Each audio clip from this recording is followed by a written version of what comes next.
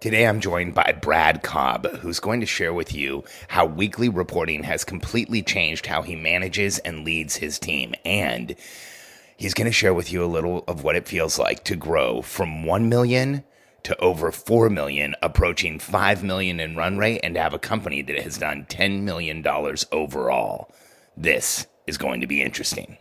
I'm Alex Sharfin, and this is the Momentum Podcast, made for empire builders, game changers, trailblazers, shot takers, record breakers, world makers, and creators of all kinds. Those among us who can't turn it off and don't know why anyone would want to. We challenge complacency, destroy apathy, and we are obsessed with creating momentum so we can roll over bureaucracy and make our greatest contribution. Sure, we pay attention to their rules, but only so that we can bend them, break them, then rewrite them around our own will. We don't accept our destiny, we define it. We don't understand defeat because you only lose if you stop, and we don't know how. While the rest of the world strives for average and clings desperately to the status quo, we are the minority, the few, who are willing to hallucinate there could be a better future, and instead of just daydreaming of what could be, we endure the vulnerability and exposure it takes to make it real. We are the evolutionary hunters, clearly the most important people in the world, because entrepreneurs are the only source of consistent, positive human evolution, and we always will be. Brad, welcome back to the podcast. It's so awesome to have you here. I want to just get some quick information to establish context for everybody who's listening. So, Brad, what's the name of your company? So Cashflow Tactics is the name of our company. And what do you do? So we do, oh man, that's so hard to answer. I got to get better at this. So we're in financial services, but the objective of our company is we're here to empower individuals in the conversation of money. And we just don't feel like that happens, right?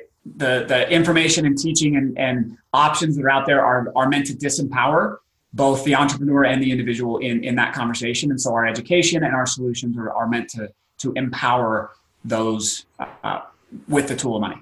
Well, let's give everybody perspective, because when somebody says financial services, what everybody thinks about is a slow-moving, pretty boring company that's relatively avoidable, like who cares? Yeah. But when we look at Cashflow Tactics and what you guys are doing, this is a true rapid growth movement.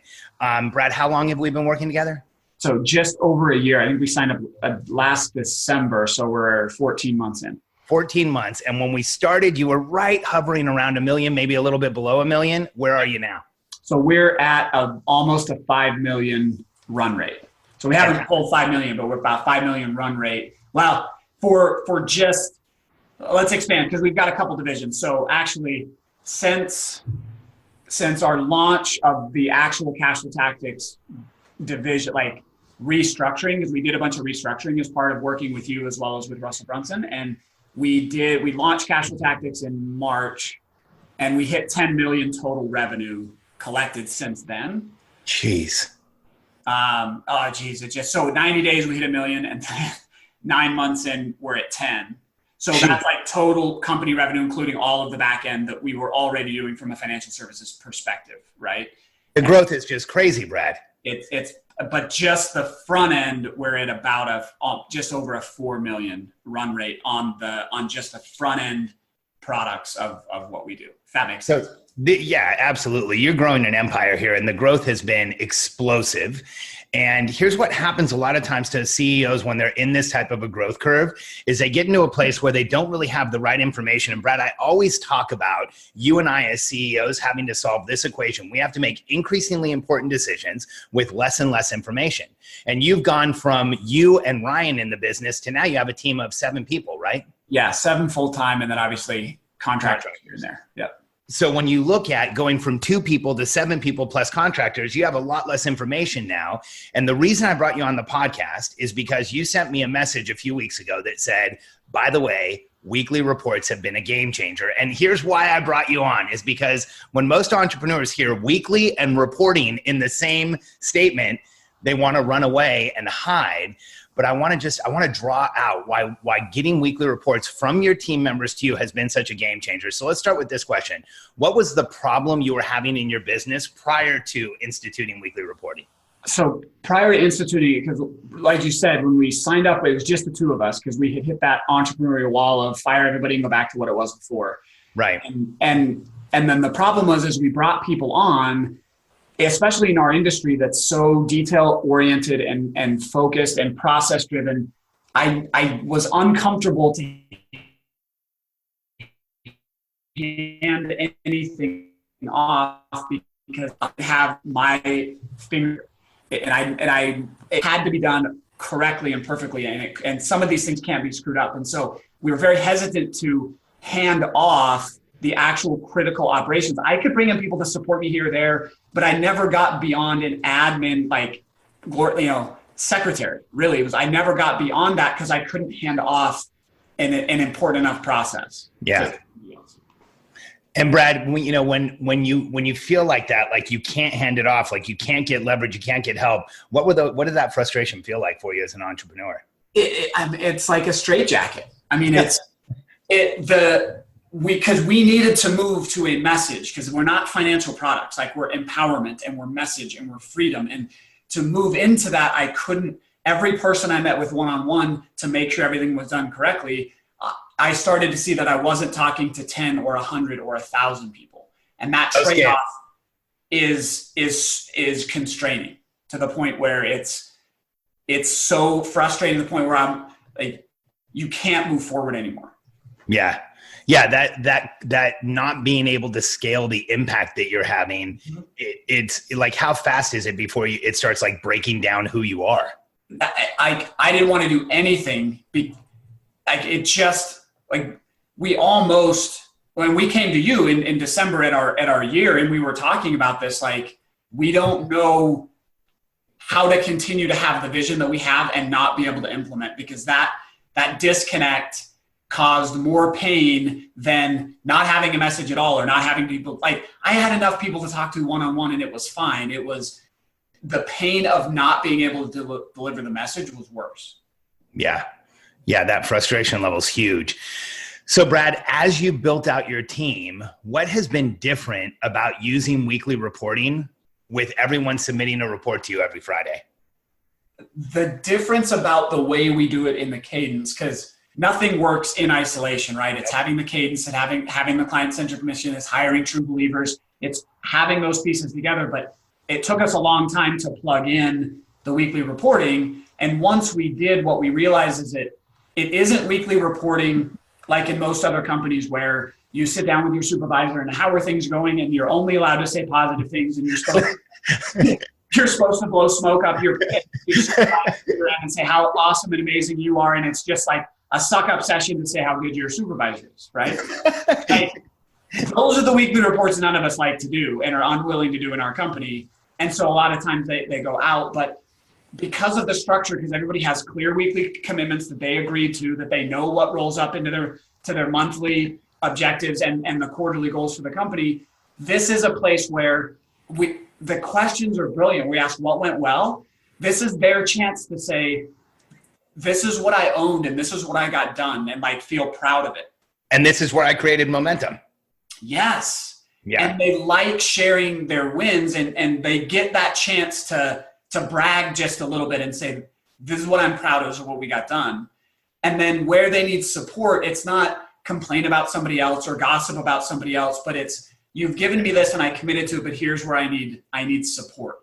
And because it's not, I actually like that it's not face-to-face, it's not in a group. They get to be honest and genuine in that. And in 15 or 20 minutes of reading through my reports, I know like usually it's on Sunday evening that I'm going through them in preparation for the Monday meetings that we have. We can handle so much right out of the gate that I can say, it's allowed me to get out of the way of the process, because most of it's like, Brad, I need you to stop doing this, this, and this. I need you to let me do this, this, and this. Just finally turn over this piece and this piece, and I'll be able to get everything done. So now it's how quickly can I get out of the way so my team can get everything done? Yeah, that's huge. You know, Brad, whenever anybody puts something like weekly reports in place, there's a little trepidation. And you may have had it, maybe you didn't have it because we've had so much success in the program.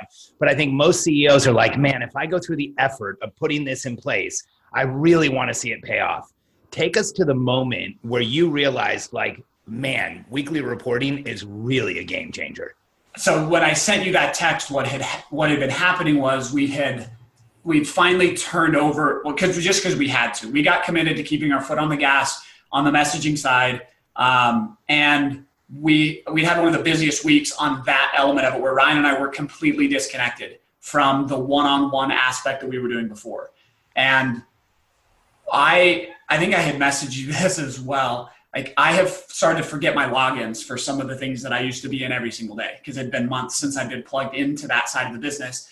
And I had one of those moments of like, you know, when you're like starting to fall asleep and then you like startle yourself awake. Like, I startled myself awake, like, wait a minute, I haven't looked at all this information. And instead of trying to go into that, I went to the weekly reports. I had all the numbers I needed. I had all the information. I had all the feedback. And the realization was we actually closed our biggest month of one-on-one work in the history of the company, and I hadn't even logged in. And I was like, wait a minute, the only way that happens is we were able to make the decision with less and less information. And it was all there comforting me in the weekly report that everything we had lined out and said, go, we're going to do this regardless, even though I'm not good at it or it's not perfect yet, that was like the bow on the box for all of it. That is so awesome. So like, you have this moment of what I would call entrepreneurial anxiety, like that, oh no, is it all working like it's supposed to be working? And the fact that within minutes you're in the reports, seeing what's going on, like that level of access to information to create awareness and calmness and get you back in your body had to feel amazing. Well, and that's why I had to message you, because it immediately put me back out of, my natural instinct would have been call everybody, get an all hands meeting, tell me what's going on, because I'm freaking out. And that would have panic in the staff. Yeah, everybody would have been on edge by doing that. But instead I just pulled up the reports, took a deep breath, followed up on the one or two things that weren't as clear, but 90% of my anxiety went away, because it reinforced that from the 90-day to the 30-day to the weekly and to the systems and processes and the delegation we had done, the only way to get visibility that that's all actually happening was finally that last piece of putting in the weekly reports. And we've only been doing the weekly reports really since the first of the year. So only a couple, like a lot of people, we avoided pieces of it. And it wasn't until we finally said, we're doing these processes, and you recommended we add in those. We'd kind of forgotten about them, but we added them in. And so it was only like 6 weeks maybe of having weekly reports running that we had that moment of, oh, wait a minute, like now I see how that fits in. That's awesome. One last question, Brad, because this is like, I just want everyone to hear, because you just went through this experience. One of the questions I get about weekly reportings constantly is, well, I don't know if I can get my team to even do that. How has your team reacted to having the weekly report and having the direct line of communication to you on a weekly basis?